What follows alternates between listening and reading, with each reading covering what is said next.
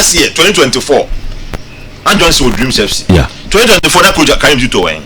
Oh. Into what I never buy. Oh no. Into or no na fa. You don't fit jam coach na butim ne kasa. I say me last week me ka say omo to escape my Johnson want free coach na ketu.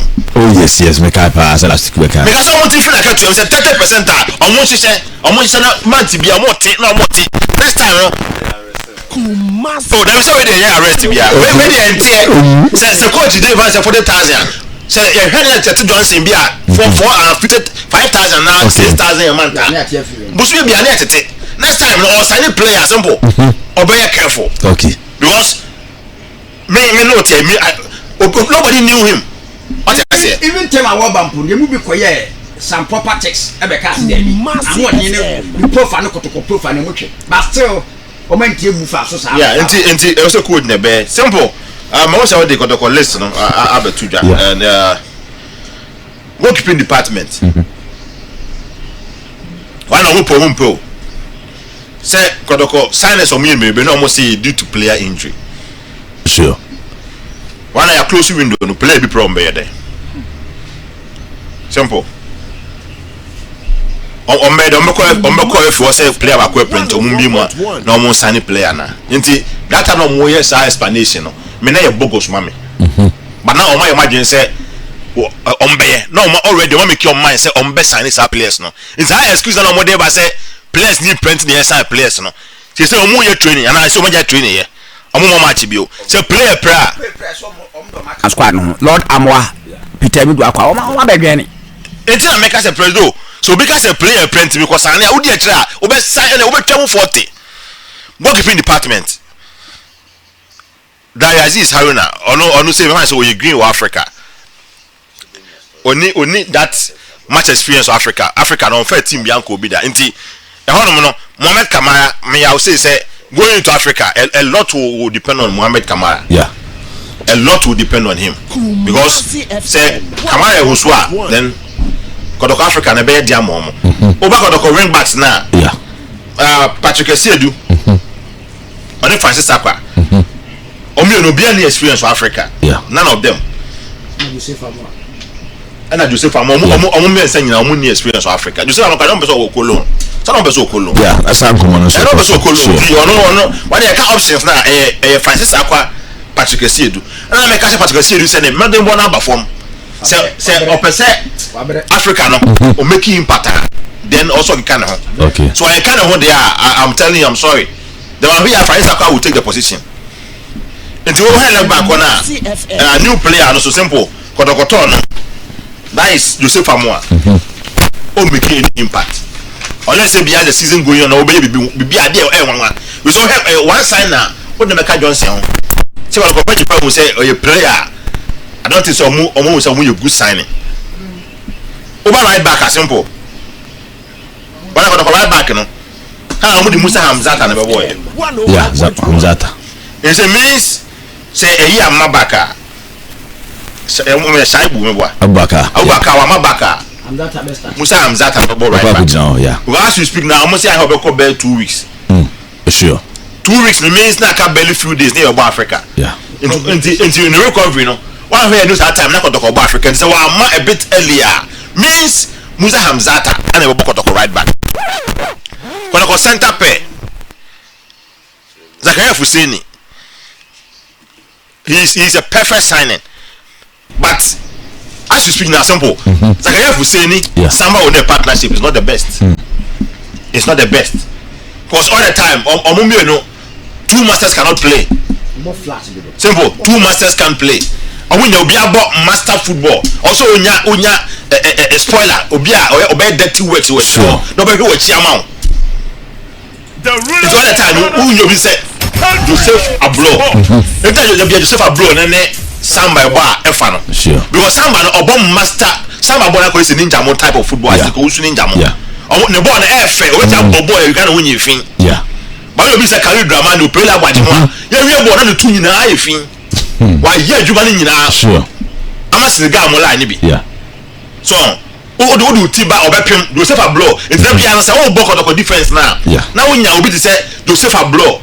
Ene Samba wonera e be fa.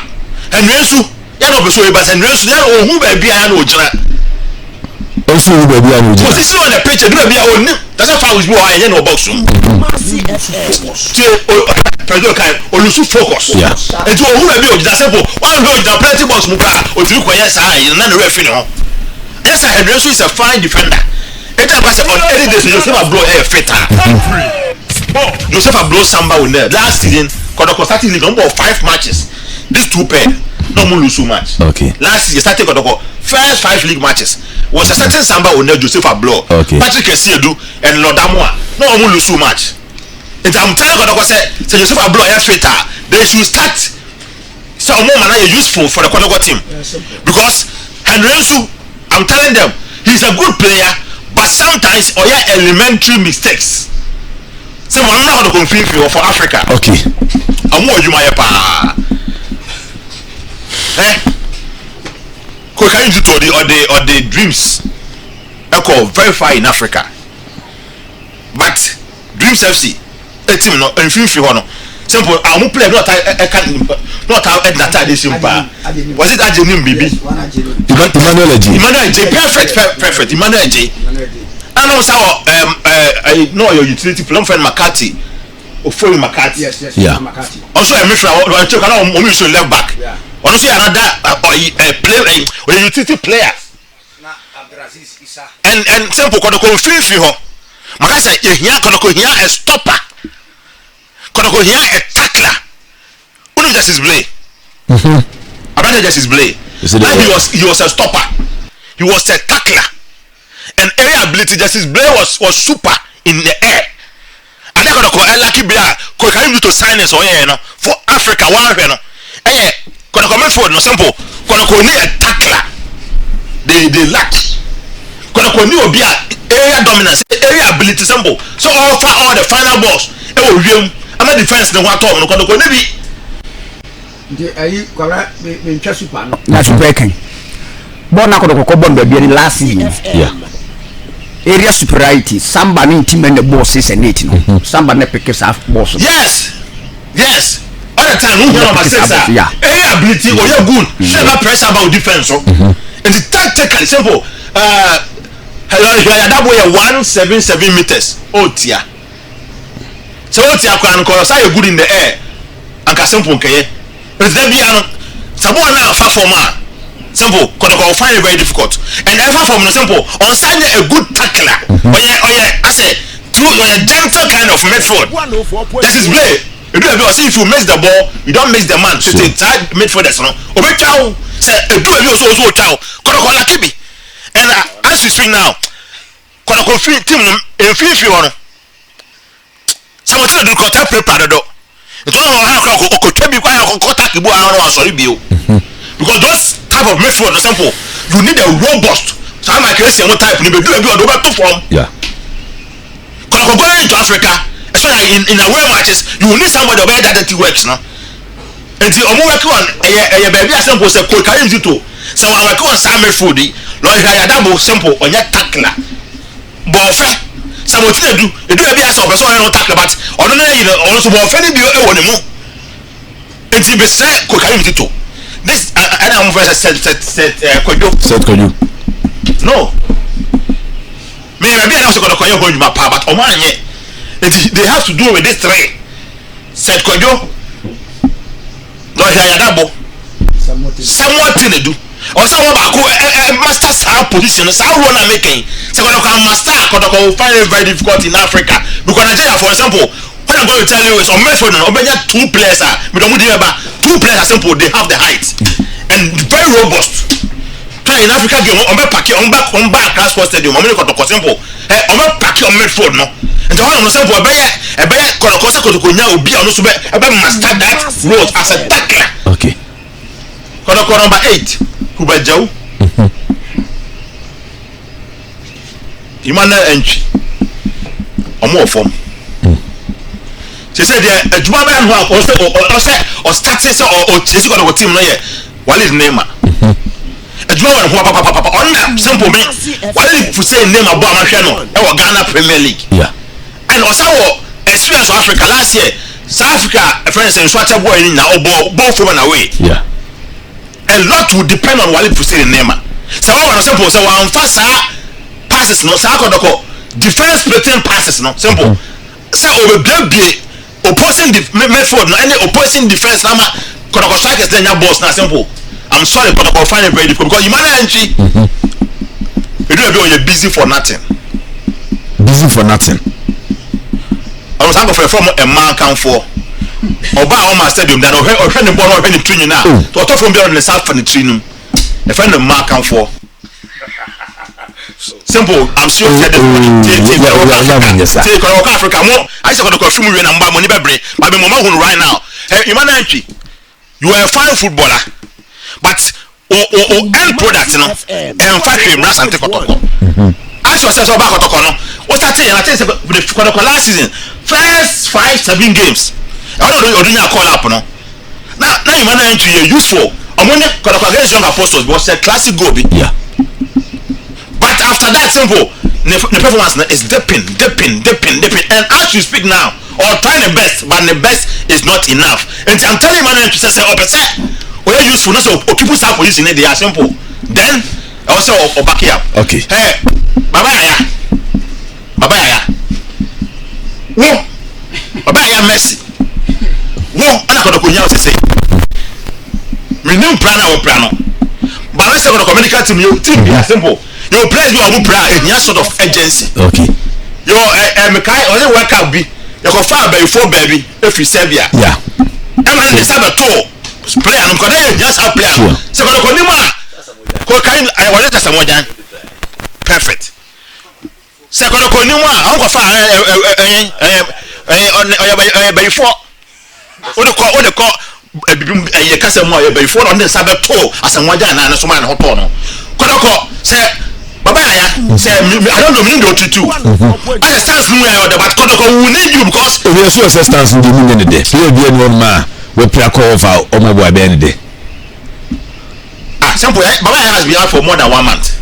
Yeah, 1 month. Injury no say who are injury ko. Say that by ligament and I say dey. Say that be army that be Jamaican e ba top for no. E man na debit in chain. Simple say the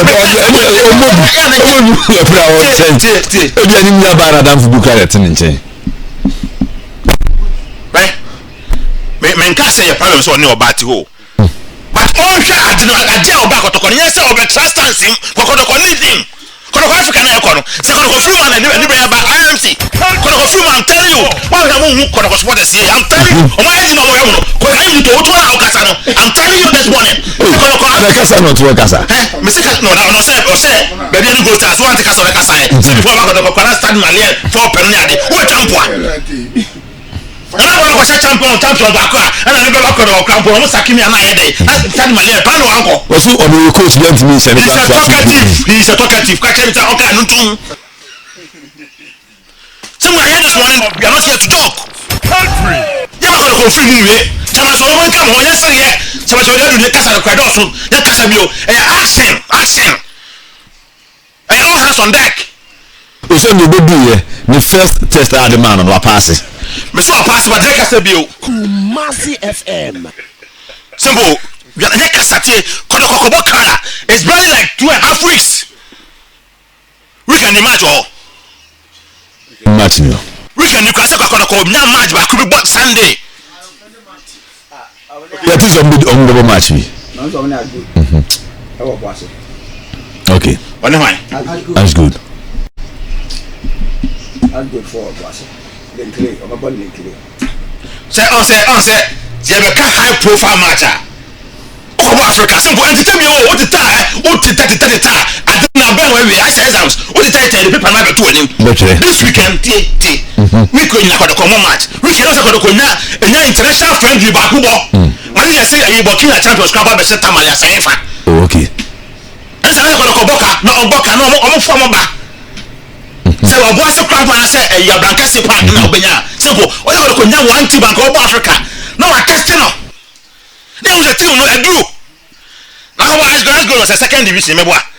Now, we are going to have go 3-0. That will make simple. A proper plan. I'm telling you, team of Africa.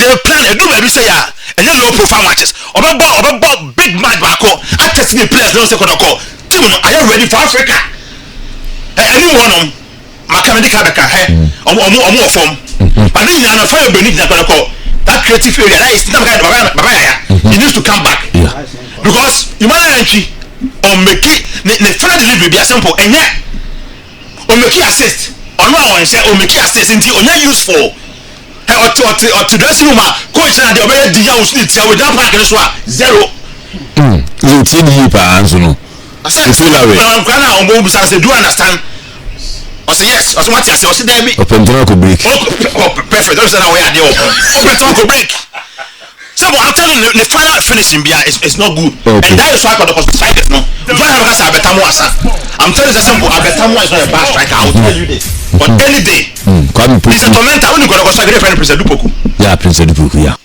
Prince Dupoku Abetamu or that sharpness of Prince Dupoku or hard defenders and simple in your vessel but boss number and too much of them be not to and the rings no how are you soon one poku Kwampoku or say Kwampoku or Bakia. When we're going into Africa, so we're going to for example. This is a free advice. Samba before we drew champion Confederation Cup final this year. Omu you league no. Omu one avoyan attacker me for a friend of Ahua. Samba was 14 goals. No more Joseph Atiba, also from Cameroon, also 12 goals. And almost Stephen Dezemukwala also said 12 goals. Wow. You see, there's a Sam Katon. Sadio, okay. To 3 players in the attacking line of Samba, 14, 12, 12. Almost like how many goals? Almost like 40 something goals. Sure. And to do Cup of Federation Cup final. It says, Konokote, and I could say, and I saw maybe I'm office way, secretariat way. Or no quarters. Or no quarters. I always do Africa.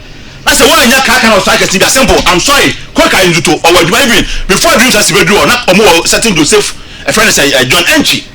On my that is on my about 4 goals in Africa. On more I didn't watch on my 2 goals. And more Abdulaziz on my 7 goals in Africa. And in a season, say you not dreams has to do so fun and simple. I want you 3 players or more than 12 goals. Ask yourself, Poku, Morfin Donzo, friend say Abetamwa. How many goals can they give Kotoko? And never change Kotoko. Okay, thank you very much. Lenko Heartsofoak.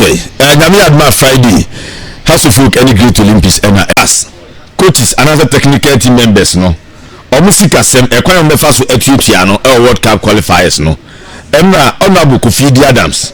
Edi munkomo bai. Yeti nsema Honorable Kofi Idi Adams wode atudwa.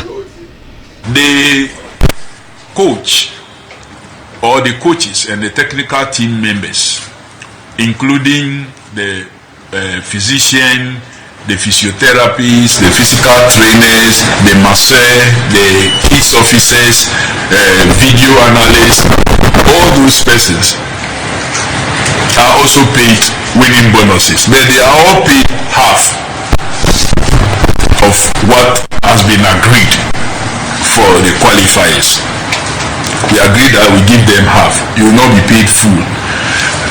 When we ultimately qualifies, the remaining 50% can then be given you. If we don't, you forfeit the remaining 50%. The interest and other items have also been drastically reduced.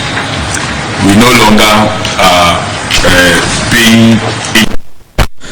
Okay, Honorable Kofi Idi Adams, actually, must say, agreement obone the technical handlers of the Blackstars are say, omo winning bonuses no, omo tia half, am say one CDA, omo 50 pesos.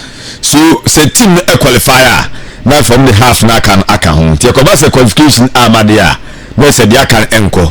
It's Blackstars technical team, say hodua, one more ayen no. Omo winning bonuses no, omo tia half, ama omo. Now if the team qualify we are almost at the half can also. And no Honorable Kofi Idi Adams and the Sankum we buy. And what you must say, South 7 management members, Blackstars management committee no. We need bonuses no, and Nadia on BGB. Yenti Honorable Kofi Idi Adams. supervise the team. Let the team qualify for the tournament. And when it does, you will be rewarded appropriately. So the management, the 6-7 management team members are no longer part of those who take the winning bonus. That is completely off. Okay, enti Black Stars management committee no winning bonuses no omo nyibi omo de ne twem. So team e qualifier na for one per reward bi e ama for now the winning bonuses no management committee of the Black Stars omo nka ho omo twem de enu eno e sports minister Honorable Kofi Adams na de sankom e baaye ye gongo bisa Honorable Kofi Adams ese per day no send no e cheche no accommodation for single rooms is $200, and also for a number of them. Usually for our players, we pay them. That's the spirit. That's how it has been. Indeed, in some time past, even including the captains were paired with other mates. They were not even alone. But this time, there's a practice where some 1 or 2, 3 senior players are given some treatment of a sort that they use single rooms, but that's what it is. There's accommodation in charge. Before accommodation, daily meals for $80 for the entire day, for the number of meals that they will have. Accommodation in charge is $250.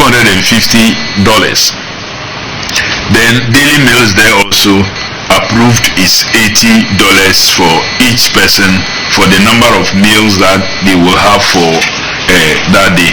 It doesn't mean every meal is $80. So that's $80 for the whole day. Also the medical expenses, as I've said, is $10,000. Per diem for players is $150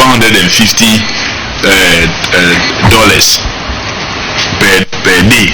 So the players take $150. The technical officials take $200. Incidental expenses is $20,000. Bonus for players is $5,000. So if they win, or let me say when they win, because that is the position of the minister and all of us here. When they win, we will give them $5,000. The head coach takes $10,000. The assistant coaches take $5,000. The other category of technical officials have $4,000. And that's all. So when you add all these, you multiply it by the numbers in each level. That's where you have the $856,890 for the Ghana Chad game. The chunk of the bill here is because of the original tickets of what? From their base to Accra and back to their base. And then also, okay, Honorable Kofi Adams, Honorable Sports Minister, what's the same say per diem for players? Players in the per diem $150. After technical officials, $200. Winning bonus for players $5,000. And after head coach $10,000. And sema Honorable Kofi Adams Ochichi Honum. Na enu etino Honorable SRD etwaso. So ladies and gentlemen, I can take you through a few of the things. For example, Ghana versus Chad, which is the away game that will be played on the 4th September. The original estimates for that game was about $1,239,090. But after we went through it and took off what we thought must be taken off, this was reduced to $856,890 US dollars, meaning that per the arrangement that His Excellency have directed us to work with, a savings of 382,200 was realized in the way. This was done through either reduction of some of the items, line items, or completely taking some of them off, because we think that we can meet them through other processes.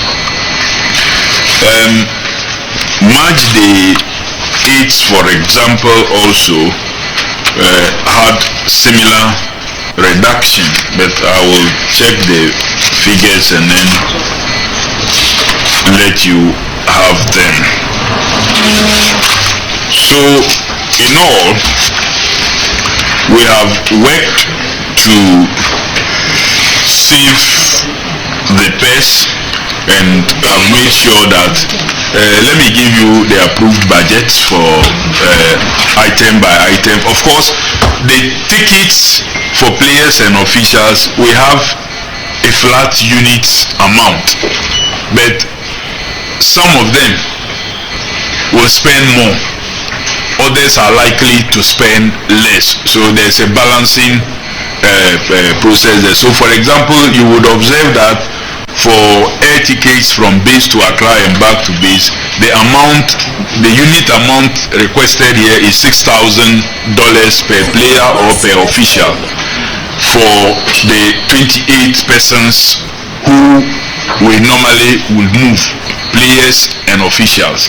Per the contract, we are responsible for the air tickets of the coaches also. So the coaches that we have who are not resident here and we have to move them, we also get tickets for them. And the unit amount there is $6,000. But if you look at the details, you would observe that some spend more and others will spend less. Since assuming office as the minister responsible for sports and what I have come to realize is that the ultimate amount that ends up being presented as ticket cost have always been higher than what has been estimated as the cost of the ticket. And the minimum. Okay, Honorable Kofi Idi Adams, Jesse more the buy and the bond of farmer saying it here. We estimated budget at the Ghana Football Association a command the sports ministry, and I say no more so approve you know. Charter flights $300,000 and a estimated budget FDCOE and no ministry na jiatum so between us $300,000 no. Afi per diem for 26 players. FDCOE no $150 per diem no. And also sports ministry na jiatum. Per diem for 27 officials and also $200 and also sports ministry no ajiatum. Accommodation in Chad for players and officials $250 and also sports ministry no approve here. Incidental expenses FNAM $60,000 and no sports ministry na kati or matters for about $20,000. Incidental expenses estimated budget $60,000 and a sports ministry no a katiba $20,000. I feel meals in Chad and also $80 and the estimated budget and then also approve $80 no. Bonuses for players estimated budget the FNDCOE no na $10,000. Sports ministry no approve $5,000 or matching $10,000 no or approve $5,000 meaning say no blackstars yani Chad winning bonus no $5,000. I feel bonuses for head coach FN estimated budget $20,000. Approved budget the sports ministry editing $10,000. Tienu so ma team the coin 20 ministry should be to $10,000. Tienu ma approve. I feel bonuses for assistant coaches and also estimated budget no na $10,000. $10,000 $10,000 assistant coaches. Ministry no approve $5,000. $5,000. Na coaches in the no krano. Obese to half and amomo. The team qualify for World Cup na. Near the Diakana so qualification na ma ayeka. Inti assistant coaches bonuses no. $5,000. Bonuses for team officials. Estimated budget $10,000. $10,000 ena efini yekoye. Endi ometwem kura. Ometwem. Inti endi de be ni se the team qualify for World Cup na. No ma reward sa officials no. Any decision at the sports ministry are taking and they approved. I feel bonuses for team doctor, physio, video analyst, and a fee psychologist, and also estimated budget no $10,000. And the Ghana Football Association the koye $10,000. The amount preview no $4,000. Tiati $6,000 a fee so budget I feel the koye $10,000. And at the sports ministry akati amnaba $4,000 and yajiatum. Bonuses for kids officer, media, team manager, welfare officer, and a dietitian. And also every $8,000 na koye. $8,000. The ministry na approve you $4,000. $4,000 nti no eno ma approve ye nti no budget no enkomo enso eno no enu guso de ma achieve for nya hefu na no pay live on Kumasi 104.1 FM country sports so na sports ministry no say sa 58,000 Ghana cedis o de $5,000 enu budget a efini ye bae say blackstars bas no mu use no on battlefield agum e wa ha no e finish derby ojitu ministry nsi derby ojitu me ye ntu atwam tene we ye fi hokra fu enko ayeto e de ogu bas 58,000 Ghana cedi o de $4 now $5,000 it enkane 580 million the to petrol not diesel bi ogu e shen ministry nsi derby what ojitu me ye nti enso be ye fi ho iti ene ensema efi ho baba me nkwa bedwafo na afie nhyase otina na Ghana ne Chad ebo Chad otina kwa akuduru ena no pay on do tumika krakra Chad onom